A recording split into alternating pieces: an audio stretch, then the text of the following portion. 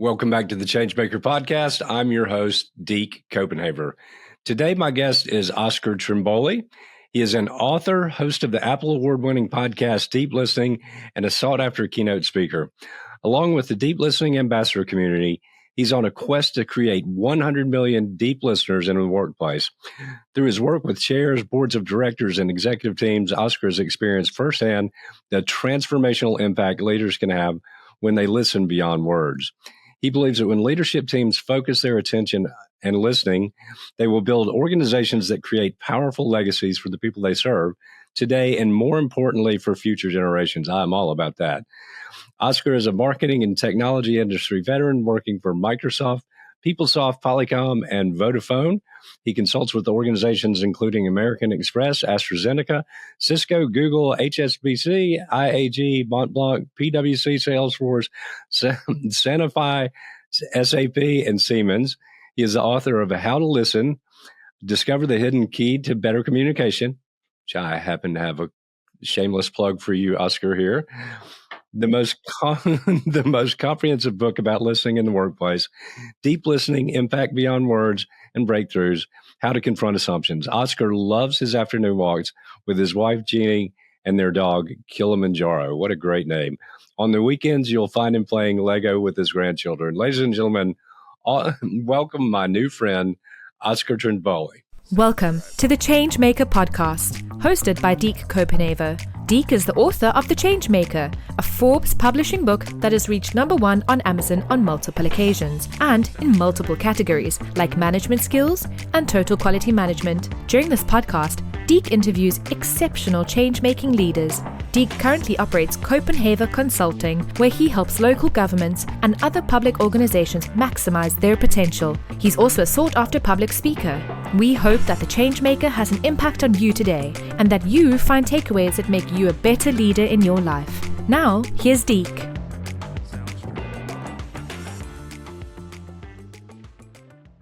Welcome, Oscar. G'day, Deke. Looking forward to listening to your questions today. Well, you live in one of my favorite cities of all time, Sydney, Australia. I need to come back down for a visit sometime soon, but what a great city. Yeah, I won the genetic lottery. I've lived, loved, worked within 40 miles of where I stand right now. So I've been very lucky, the son of two first-generation migrants from Italy, and lucky enough to have been in roles where I could travel the world to truly appreciate how good Australia is. Well, so a little history about yourself. You know, you're the son of migrants from Italy. You grew up in Australia, but how does somebody come to really be an expert on deep listening, and for that to teach people that skill, which it is a skill? How does that become one's vocation? I think you have to zoom into a boardroom in April of 2008.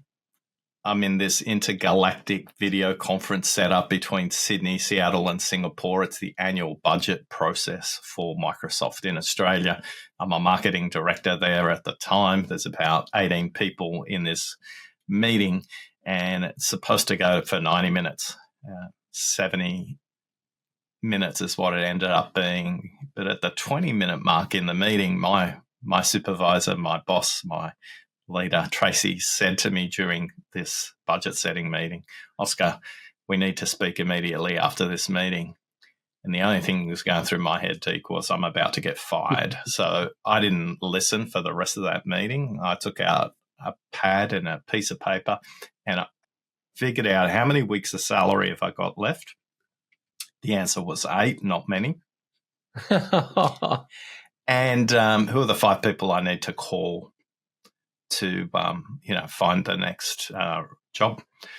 The meeting did finish at the 70-minute mark, about 20 minutes early. And as everybody started to move out, I tried to escape my execution and move out with everybody else. And Tracy said, "Oscar, please close the door because what I have to say to you is very important." And as I moved back towards the boardroom table after closing the door, she said, "Oscar, you have no idea what you did at the 20-minute mark." And I thought, great, I'm getting fired and I don't even know why. I sat down. She looked me straight in the eye and said, if you could code how you listen, you could change the world. What I heard was, woohoo, I haven't been fired. So I think there's two messages there. One, when you're a leader, what you say and what they hear can often be two completely different things. Yeah. And the difference between hearing and listening is the action you take. And since then, since 2008, I've tried to code how the best listeners in the world listen rather than how I listen. So we've got a database of 35,000 workplace listeners that we've researched, and we've built many tools. We've built a listening assessment tool, set of playing cards, a jigsaw puzzle game, 3 books, lots of podcast episodes where we've shared what the world's best listeners do. And now we're in 2025 and on a quest to create 100 million deep listeners in the workplace.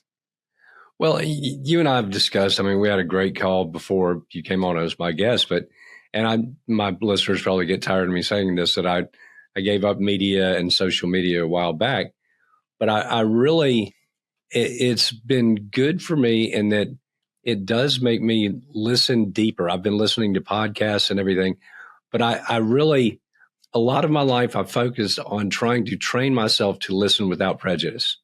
Because it just makes, if you don't automatically make assumptions, and that just leads, that is not the best communication method of all time, to jump to conclusions about the person you're communicating with. But now I'm really trying to focus on looking without prejudice, because we're almost trained to judge whether it's a conversation with somebody or the way they look and everything. All of these things can be done, and you're living proof of that and your method. But it takes some intentionality that I think not everybody, we live in a very vastly impatient society. So to do this, what you're doing is you're building stronger organizations, building stronger teams, but it does take discipline. I think it also takes awareness. I think it takes consistency as well. And the first part of change for any of us is the awareness to know that we could do better, or there is something that we could improve. Most people, 74.9% of people in our research, think they're either well above or above average listeners. But when we ask people to rate from a speaker's perspective, they only rate 12% of people as well above average or above average listeners. So there's a 6 times differential in how well we think we listen compared to the ultimate judge, the speaker, who thinks we're 6 times worse than what we think we are. So step number 1 in that journey is just being conscious that we can improve. And the signs are there: poor relationships, workplace costs, projects that take longer, fractured relationships in the workplace, employees that leave before you want them to, or customers who choose the competition. I think for many organizations out there, the cost of not listening can show up in the media. It can show up in regulators enforcing fines. So being aware that we can listen better. I say to everybody, your role as a listener is not to be perfect, or none of us are, but just make an effort for the next conversation and the next conversation. How can we just be open? How can we listen not just with our ears, with our eyes, and with our heart? So those 3 things are often things people aren't conscious of. And I speculate, Deke, that you're somebody who listens with their eyes and their heart as you listen to your communities over your time in office. Well, I love conversation, and I think it's so valuable, particularly in today's world. But it's funny, I'll tell you a few things I've learned along the way. Shortly after my wife and I were married, she had an issue. We were actually going through in vitro, but she was telling me how she felt and everything. And naturally, guys want to fix it. And so I'm trying, well, you need to do this and you need to do that. She said, I don't want you to fix my problem. I just want you to listen to me. So that was valuable, listening to my wife that early on. That definitely helped with the marriage throughout the rest of the marriage. But I also found that for 9 years in office, I would take anybody from the public's call. I mean, anybody that called in, I'd take the call. And a lot of times people were agitated and they would just start. I mean, but I would oftentimes not say anything. I'd just listen to them and they would talk themselves through their own problem. But it's like, particularly in that situation, people become so frustrated with politicians because they don't feel like they're being listened to. And just sometimes just to lend somebody an ear is just, it's nourishing, it's soothing, and it's oftentimes it's healing. Yeah, your presence as a listener will have more impact than any question or any solution you can come up with. And people who rate good listeners, the first thing they say is they allow me to complete my thought, my breath, my idea completely. And for many of us, if we know the basic maths of how your brain works when you speak, we can speak 125 to 150 words per minute, yet we can think around about 900 to 1,000 words a minute. That means the first thing we say is probably 14% of what we think. And unless you're a well-trained movie actor or somebody who's got a great script writer, the likelihood that what you say the first time is what you think and mean is 14%. So say it the other way is when somebody speaks, they haven't said 86% of what they think and mean. And for someone to feel seen, heard, and valued, they want us to take the time just to listen a little bit longer. And it's quite counterintuitive, Deke. If you just take that little bit of extra time to listen at the beginning, the problem solves itself much faster, as you mentioned. Most people can solve their own problems. They just need an environment or a container to discuss it with somebody. And you have less meetings, particularly in the workplace. People don't put their hands up and go, I love more meetings. I love longer meetings. No. Right? And the same is true when you're in office. And I think one of the things you displayed in the example you mentioned with a phone call is great listeners have three things in common. They're curious, they're open, and they're flexible. So you displayed the curiosity because you took the call. You're open because you're willing to listen to whatever they had to say. And you had the flexibility to go, I don't have to fix. I can just be here for them. And maybe they'll solve it themselves, or maybe they'll think up some alternatives that they haven't considered before. Just be careful, though. The kind of listening I'm talking about is workplace listening rather than therapy. So not pretending to be a therapist here at all. Yeah. There is one technique we can steal from therapy, though, that listen and silent share the exact same letters. So I think there's a little clue in there for people, particularly in the West, who have a negative relationship with silence. They call it the awkward silence, the deafening silence, the pregnant pause, the awkward silence. In other cultures, in tribal cultures in Australia, in Africa, in South America, the Inuit of North America, and in high context cultures, Japan, Korea, China, silence, it's a sign of wisdom, it's a sign of respect, and it's a sign of seniority. So for many of us, just adjusting our relationship with silence may be the biggest breakthrough we can make when it comes to listening, whether that's at home or at work. Two things, thoughts on that. So we started a community prayer breakfast my first day in office 20 years ago, and it's still going strong now. And it's open to all. It's throughout the community, big churches, small churches, different faith traditions. But one thing we've come to notice over the years, so I've got a good friend that's my spiritual counselor, the most powerful moments at those breakfasts come when there is silence, when there's just absolute silence. And nobody is like getting up to, it's not uncomfortable silence. It's really powerful silence. But do want to get your take on this. So, because this is current events, I guess you would say. So I had a conversation with somebody. I've been talking to people about the new Pope, Pope Leo, and what I've heard is that he is an extremely good listener, a deep listener. But then, he does, once he makes a decision, I mean, he's pretty, the decision's done and he moves on, which I think is great. And it allows you to, deep listening allows you to do that. There's an old adage that measure twice and cut once. And I think society these days being so impatient, particularly in people in leadership positions, the press is going to want to make you make a snap decision. And that's just to me, in leadership positions, you have to risk that. I mean, to not fall prey to the temptation of doing that, because once you put yourself in an intractable position by making a snap decision and not having listened to everything through, then it's a bad point to lead from.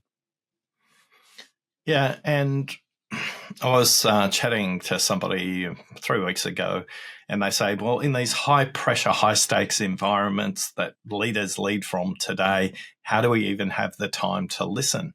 And I said, there's an implied assumption there that we are in a high stakes, high consequence environment. I've interviewed emergency respondents. I've interviewed emergency hospital staff. I've interviewed military leaders and officers. They're in high consequence, high stakes, fast moving environments. For the rest of us, you gave a simple example there that if you make a snap decision, you're going to come back and it's going to cost you. It's going to cost your stakeholders. It's going to cost your community. The ability for you to go, am I leading for legacy, or am I leading to react to whatever is in the current? The leaders we remember have led for long term. The leaders we admire have a true north setting that they move through by listening to others and bringing them along with them, rather than leading from the front and then turning around and going, where's all my followers? Exactly. Well, you left them behind a long time ago because you didn't listen to them. And the best example of this is in December of 2019, a basketball-loving, fried chicken-loving ophthalmologist, eye doctor in China. His name is Dr. Weiling Li. He sent a message to his WhatsApp group, or WeChat as it is in China, and he simply said, hey, be careful, there's a virus and it's really impacting the elderly. Look after your parents, was his message. And he shared that with his basketball buddies, and that message kind of spread a little bit further and a little bit further. And he was the first person in December of 2019 to alert the world, and he alerted his medical officials in his hospital to what we know today as COVID. And he was ignored, and as he raised the alarm, and from the time that he notified the staff to the time people paid attention, it was about 21 days. But in that time, the virus had spread from China to Seattle in North America and to Milan in Italy, and the rest is history. But in that 21 days, while he was being ignored by leaders who were reacting and saying couldn't possibly be happening, the consequences, we all know what the consequences of that are. So be choiceful as a leader who you listen to, and also be choiceful about noticing who you're ignoring, or who are the naysayers, or who are the people with different perspectives. Because remember, great listeners are open, they're flexible, and they're curious. Sometimes listening is the willingness to have your mind changed as opposed to changing your mind. So for many of us, reacting in the moment is probably the most consequential thing we can do, rather than just using our judgment and going, how would this play out in a year, and how would this play out in a decade? Because they're the leaders we truly want to follow. I've seen that happen with, particularly being a former mayor, in a lot of situations, and I mean, critical situations at the city level. Oftentimes, the decisions are made relatively quickly, but I feel like they're not based on good decision making. It's based on, well, how is this going to hurt or help my reelection campaign?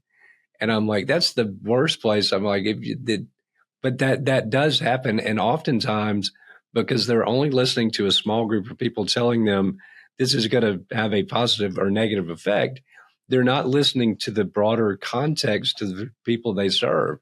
And I think that's just a dangerous place to. But I love grassroots engagement. It is what I live for, and so having conversations, and I did it when I was in office.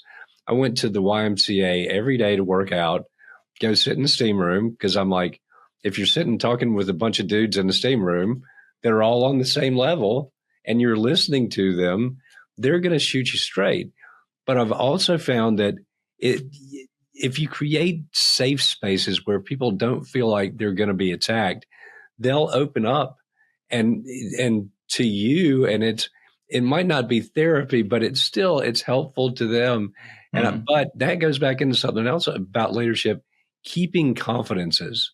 If somebody shares something with you that they're not comfortable sharing with other people, and then you turn around and use it against them in some context, that is not being a good, trustworthy listener. Yeah, I think discretion is incredibly important, and particularly in the kind of roles you talked about. And what I loved about your daily workout, you're working out in the YMCA, not some private club that is going to attract a very narrow cross-section of the community you serve. And I think at the end of the day, for the political leader who is obsessed about re-election, great. No problem. If that's your purpose, you won't have a long-term legacy for your community. No. You'll have a wonderful record of being re-elected. But I think for most humans, when they pass, they want to leave something behind that made the communities they serve a little bit better. So again, the leaders we remember are not the re-elected leaders. It's the courageous leaders who took the community voices, both those they agreed with and those that they disagreed with, and harmonized them in a way that helped the community expand and thrive together. At its core, listening is giving your presence as opposed to giving your solutions. And I just think that that steam room example is a glorious way to create a trusted environment. You've got nothing to hide there. Well, it's even this podcast, and I'll tell you, you are an award-winning podcaster. I am not, but recently I've come to the idea that and it's counterintuitive to any good business person, but I'm like, I've never had sponsors. I don't want to take them on. I'm fortunate to have resources that I can do this, because I want this message and the conversations to be untainted, to where nobody can say, well, that sponsor is, or have a sponsor go, well, I don't like what you guys are talking about on there. I'm like, let's just have an open and honest conversation. And I hope it's showing people like yourself all over the world, we're not a world full of extremists. That is primarily what we see in the media and politics. But, and you've traveled the world. Like I made mention to you before coming on, my wife and I were just in St. Bart's. We'd never been. I thought, oh gosh, this is going to be like lifestyles of the rich and famous. And I like being with the common people, but it's like everywhere you go, you meet nice people, but you've got to go where they are. And I'm like, I love to be with people where they are, where they're comfortable, because that really creates an environment to have a good conversation and to really listen to each other. And to, particularly traveling, you're experiencing somebody else's culture, and they can tell you about it in real time, and that it becomes a great connection point. Yeah, and particularly when traveling, meals and music and family, these three topics are the way to identify really quickly what things people do similar or what people do really differently. And, I often joke, and it's a fast way to connect when I travel is, deep. It's true that Texan barbecue is better than Southern barbecues. You'd agree, right? I like them both. It doesn't have to be either or. It can be and. And is a good place to start. Yeah, and whether I'm talking about Singapore laksa versus Malaysian laksa, whether I'm talking about Chicago pizza versus New York pizza, there's something quite visceral about food and the traditions of food that will get people to kind of have the reaction that you just had. And for all of us, food means something to us. And meals mean something to us, and music means something to us, and our family means something to us. And if you really want to listen while you're traveling, I often find that you'll discover history through food, you'll discover history through music, you'll understand cultural similarities and cultural differences by doing that. And I think when it comes to how we listen, most of us aren't even conscious that we try and listen to find what's similar so we can create a connection. Equally, the other muscle we have to flex is how do we listen for difference and explore what's different? So what is different about Texan barbecue compared to Southern barbecue? Now, I find this hilarious, Deke, because I'm a vegetarian, right? So, and we're arguing, right? We're not arguing. We're discussing So I'm curious, in a couple of sentences, how would you describe the difference between Southern and Texan barbecue? Even Southern barbecue is different between North Carolina and Georgia. I mean, so I Georgia, assume the ingredients vary dramatically. They vary. I think Texas is more sort of brisket-ish. Mm-hmm. Georgia is more tomato-based. North Carolina is more vinegar-based. So even within the Southeast, there are internal arguments. That's why they have cook-offs all over the nation as to who has the best barbecue. But I think that's even that. I'm like, I'm into building community. And I'm like that people come together good-heartedly to see who has the best barbecue. And then we can all laugh and have a beer over it. Even we're not going to get in a fight over that. So as you say, food is a connection point. Music is a connection point. It's just, but I love to have a conversation to find the connection points. And I tell people, I'm like, I bet I can find common ground with us within 5 minutes. But I think a lot of that in doing introspection. So I think I had told you I was born in Montreal, Canada, moved to Augusta, Georgia in the deep South at 4 years old, painfully shy kid who couldn't even go to birthday parties with a thick Canadian accent. But I would read voraciously, and I got to where I love sports. I love music. I love all this stuff because I'm like, the more I know, even foreign countries, the more I know, the more it takes the shyness away from me because I can speak with some authority and actually a genuine love for sports or a genuine love for music. So those become connecting points. So what was sort of a protection mechanism when I was a kid has really carried through with that curiosity to it as to an adult. I love learning now more than ever. And you said within 5 minutes you can kind of find a connection point. So let's do an experiment. And what would be your go-to kind of questions for someone like me to find those common points if you just met me? What kind of music do you like? And what are your favorite Australian bands or artists? Do you like Paul Kelly? Do you like In Excess? Do you like Jimmy Barnes?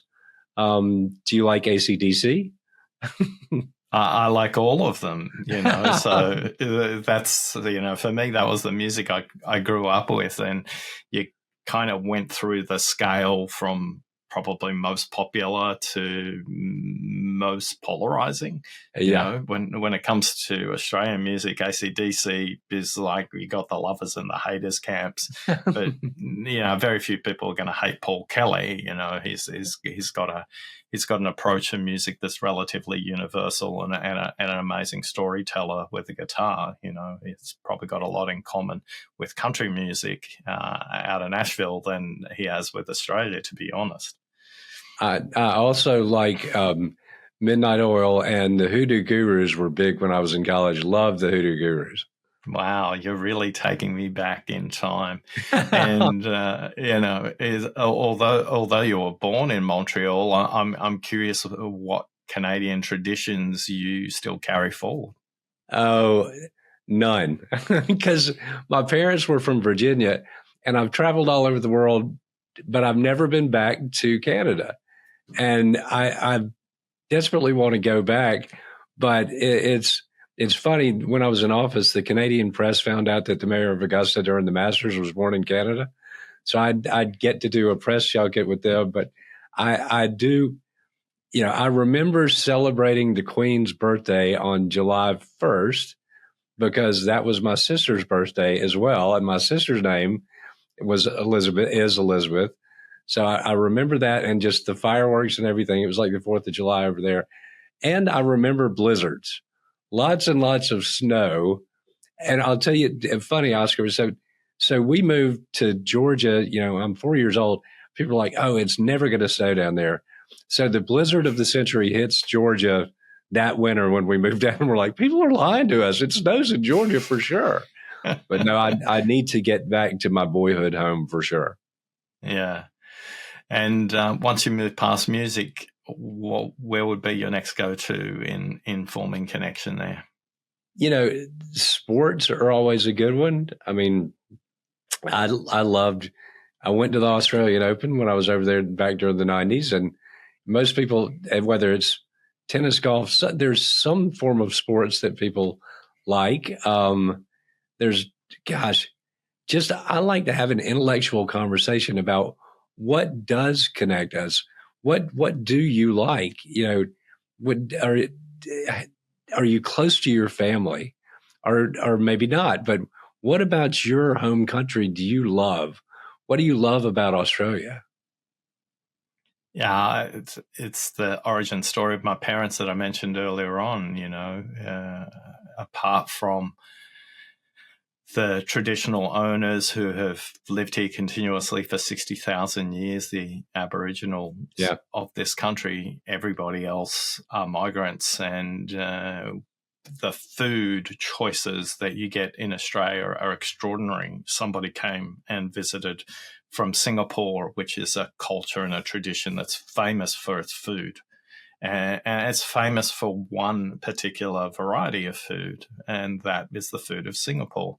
Yet when they came to Australia, they said, we can go here, we can have Vietnamese, we can have Thai, we can have Italian, we can have French. And it's that about Australia, this vast difference that helps to create a society and economy that's vibrant, that's not necessarily set in its ways, because each subsequent generation is bringing something different to the country. It may be something new to this country, or it might be something that they see in the country and make adjustments. So, the thing I have pride in the most is how migrant communities assimilate once they go through the schooling system, their next generation of kids. There's almost despair in the parents because they may or they may not speak the home language, for example, when they go through the schooling system. But once they're in the schooling system, everything tends to wash out, and they can bring all their different foods to school, and all of a sudden we can get the best of the world in one place. So that's what I love particularly about Australia. And I have not been down in a long time, but that's what I loved, is I felt so welcome. So the last time I was there, I flew into Sydney. My buddy and his friend, who was a police officer, drove up from Frankston, on the Melbourne Bay and picked me up. We spent a couple nights in Sydney, and then we drove down to Pambula, about halfway down the coastline, and we camped out for a week with his family and everything. Everybody was on holiday. And going back to the conversations, I'm like, I love, nobody was talking about going back to work. They were talking about where are we going on our next holiday. Yeah. So I do love that about Australia. But when I came back to the States, I was telling a coworker that, and he said, well, they're not the most productive country in the world. I'm like, well, I wonder what their rate of mental illness, heart disease, and everything versus us. And I think sometimes we as Americans, not everybody, but put too much of an emphasis on, we judge each other by the amount, and it's every place, by the amount of money somebody has, or by titles, or by all of this. And I'm like, but how's your relationship with your friends and your family? What are you doing to help them in times of need and to strengthen the bonds with them? Because at the end of the day, all the money in the world can be taken away. But if you spend time talking and listening to people and building relationships, everything can go away, but those relationships will still be there. And that to me is more valuable than anything on earth. Am I preaching? Yeah, I often joke when people come from America to Australia, it's like you've experienced Southern hospitality in the United States. Well, welcome to the real South, where you'll notice what hospitality is about the South down here. I think the other thing to do credit to our country is we're a nation of floods. We're a nation of fires. A natural disaster will happen somewhere in our nation every season.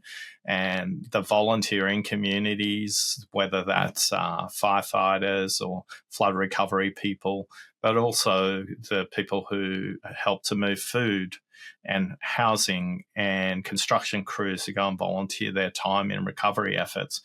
I'm not saying that's unique to Australia, but it's rare to find people who are going to volunteer, stop work, and go and help somebody hundreds of thousands of miles away, because we're a vast country and we're a sparsely populated country. But when disaster does happen, we all help out. And, because we're an island and we're very isolated at the southern part of the world, we have to help each other. The help is a long, long way away. Well, we took a direct hit from Hurricane Helene, and it was worldwide news. Probably Western North Carolina was terrible, but we lost lives, we lost houses, and unfortunately, the way the mainstream media works in general is it was more devastating and more horrific in Western North Carolina than it was in Augusta, Georgia. But we had people come in literally from all over the United States and said, these are people that do disasters for a living. They said, we've never seen a community come together like yours. And that's what I continue to remind people. That's the power of community, and that does my heart better than anybody saying, well, you're a super wealthy, super thriving, exclusive community. I'm like, come to the grassroots level, like Australia. We come to the aid of our neighbors. And I think particularly, politics has gotten so bad. I know, politics are bad everywhere, but I tell people, I'm like, look, 99% of the people that live in this country, or your country for that matter, in our nation's capital, we're not going to make any difference whatsoever. I think, we're DC, you're Canberra, I believe. But the world begins outside your front door. So if we all work together at the grassroots level to make our communities the best, and then we really heal our nations neighborhood by neighborhood, individual by individual, family by family, that's how, in my opinion, healing is going to come to the world. And there are so many good examples of people doing great things like you're referencing. They just don't get enough coverage in the mainstream media, in my opinion. So that's where I come in with my podcast. Yeah, and I think they don't, because they just do it because it's the right thing to do. It's the neighborly thing to do. We host a street party in our area every year towards Christmas time. And last year, one of the people who turned up was one of the younger generations. They said, we should set up a WhatsApp group. And, some of the elderly were a bit skeptical, but this person showed them how to set it up on their phone and everything like that. And recently we had Memorial Day equivalent in Australia. And here all the shops closed down. So there's no trade on that day. It's a day of solemn remembrance. And somebody posted on the group, does anybody grow parsley? Because I can't go to the shops and get parsley. And 3 different people who they didn't know but was connected through this neighbourhood group that lived only 15 houses away was able to help them out. And that wouldn't have happened if we didn't have the elderly and the young working together, if we didn't create an environment for the party where people could connect in their local community. Some people knew each other really well, and some people were meeting each other for the first time. But back to grassroots, all change is going to happen at the grassroots. And no change ever happened because of somebody shouting and screaming into the TV camera that was carried on the news. No. Change will always happen at the level of the individual coming together in their communities and deciding what change is helpful for their community and make their own change. I think a lot of us give up power to media and politics, not realizing that if we just work together at community levels, we can make the life of our elderly much better because they feel connected to the community, and they have so much wisdom that they can help younger generations create a perspective that maybe they don't have. So when it comes to listening across generations is ultimately what we're designed to do as humans. And those tribal communities that I mentioned earlier on have great traditions of storytelling, and the best listening cultures are the best storytelling cultures.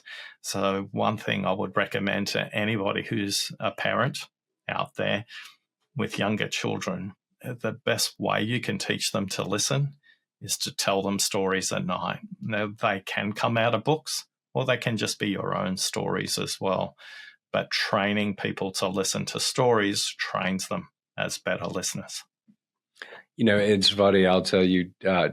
So I've got, and I reference this a lot, my wife and I don't have any children, but I'm the youngest of 5 kids. So I've been an uncle since I was 9.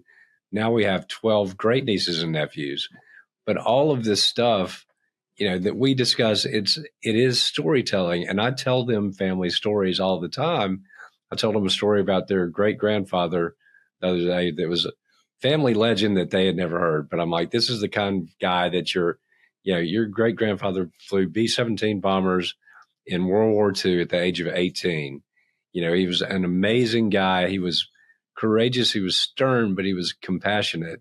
So I won't tell you the full story, but it was a funny story about a kid sideswiped my dad's car when my dad was in his 70s, a black Mercedes sedan, teenager. Dad chased him down into a cul-de-sac, did the power slide, gets out and says, "Young man, can I see your license and registration or an insurance card?" And the kid's crying, and he's like, "I don't have insurance." "No, well, that's a problem." And so then he said, "Are you so-and-so's grandson?" He said, "Yeah, is that okay?" And my dad said, "Yeah, that's good." He said, "Okay, well, what we're going to do is I've had 3 sons. I've gone through situations like this before. We're putting you on a payment plan, and then you just make the payments." He said, "Are you going to tell my grandfather?" He said, "We'll just see how this goes." Got in his car and drove off. But he loved that story. But I'm like, that he was stern, but he was compassionate and he was kind. And really, by listening to and teaching this young man, and the young man listening to him, the guy was headed down the wrong path, and he ended up heading down the right path. But that just subtle communication. And is that a story you tell all your nieces and nephews? Yes, I do. Yeah, because I'm like, that's the guy that he was, and people would say, why don't you go crazy on your elected colleagues? I'm like, my dad taught me to behave in a professional manner, and to listen closely, and never to speak just to hear yourself talk. So he imparted a lot of wisdom on me, and hopefully I'm making him proud these days, but we'll see. Yeah, I think your nieces and nephews will take many things out of those stories. And I think, one of the ironies of my work is to spread the message of listening. I've had to become a much better, more effective storyteller than I thought I could listen my way to 100 million deep listeners. And then somebody kindly pulled me aside and said, Oscar, you do realize you're going to have to get on stages, you're going to have to get on media, you're going to have to go to podcasts, and you're going to have to speak. And to be memorable, you're going to have some stories that are going to be helpful, because not everybody wants to nerd out on the statistics of listening. They want to understand, how does listening make an impact in communities around the world. So, to me, it was ironic. The hardest part from the time that Tracy said to me, Oscar, if you could code how you listen, you could change the world. The hardest part of that journey was for me to show up. I do my best work behind the scenes. I make other people amazing, but I've realized that I need to step forward and lead, and leading through stories is the most potent way that other people can make meaning from those stories for themselves and start to make the kinds of changes to improve their listening that they want. I love, and particularly for the younger generation, that I've been doing this for 4 years now. And I'm like, so we've put out so many conversations, and I believe people enjoy listening to a good conversation where we're not shouting over each other or anything. It's kind of, it's nourishing and fulfilling. So thank you for sharing your wisdom. Well, thank you for listening. Well, and I'm continuing to read your book and read all about you, and read. You're a fascinating guy, but you're so authentic, and I know that you really want to help people's lives. So thank you for your service. Thank you for being an evangelist for listening. Well, Deke, I'm curious. Whatever you've read so far, what's the one thing you've decided to change in the way you approach your listening as a result? Gosh, to be even more patient than I don't think I'm in the category that I think I'm a good listener, but I'm not. But we can all, there's an old saying that says, a mind is like a parachute. It works best when it's open. So I know that I could learn from you. Hopefully you can learn a little bit something from me, but I'll do a book report when I'm fully finished. Well, you've told me today about the vast variety of Southern barbecue, and thank you for educating a vegetarian on vinegars and spices versus rubs. I find it fascinating that at the end of the day, our ability to come together around a protein, a meat, and build something around that builds traditions and communities is amazing. Thank you for taking the time to listen. Absolutely. Well, there is a girl that's a friend of mine that has a health food restaurant here. She makes vegetarian barbecue that is absolutely off the charts. Don't, a mind is like a parachute. It works best when it's open. Don't dismiss it until you tasted it. Okay. The reason I shake my head is, I also don't drink alcohol. So a lot of people say, I've had to drink a lot of bad wine in my time. These pretend vegetarian burgers, like if I wanted to eat a burger, I would eat meat. It's like pretending. Yeah. I've had a lot of bad pretend burgers. So I'm curious, Deke, when I get to Atlanta, that you take me to that restaurant and both of us will discover what a great burger looks like. Well, I believe this is the beginning of a beautiful friendship, but I always have two last questions to ask. Where can people find you, Oscar? As much as I'd love them to find me, I'd love them to discover their own listening first. So if you go to listeningquiz.com, you can discover something about your listening, take the 20-question assessment, and you can discover how to improve your listening. And from there, you can find out how to connect with me if you really, really want to. Okay. On a daily basis, what puts a smile on your face and brings joy to your heart?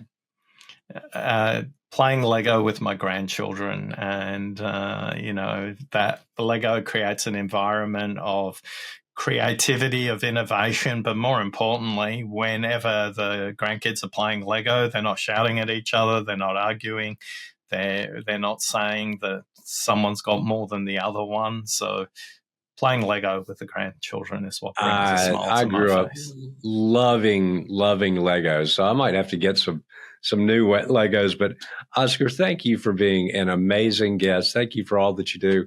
I've got I'm interviewing our good buddy Dov Barron in 2 days, so who connected us. Shout out to you, Dov.